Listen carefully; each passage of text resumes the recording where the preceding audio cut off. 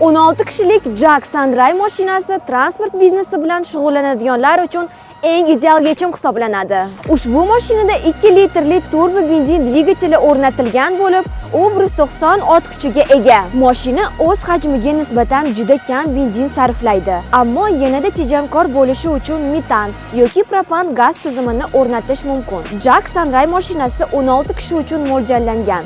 Ushbu mashinadagi haydovchi va yo'lovchilar uchun barcha qulayliklar mavjud. Bu mashina yurtdoshlarimiz tomonidan sinovdan o'tgan mashina bo'lib, 2019-yildan buyon ichki turizm, marshrut va yo'lovchi tashish bizneslarida keng qo'llanilmoqda. Jack Sandray O'zbekistonning issiq yoz kunlaridan tortib qishning qahraton sovuqlarigacha barqaror ishlaydi. Chunki oldi va orqa yo'lovchilar uchun kuchli konditsionerlar bilan jihozlangan. Ushbu modelimiz 4 ta ballonli bo'lib, bu yoqilg'i sarfini yanada tejashga yordam beradi. Batafsil ma'lumot olish uchun Jack Motors.uz web sahifasiga tashrif buyuring. Kommentariyada shunchaki plus belgisini yozib qoldiring.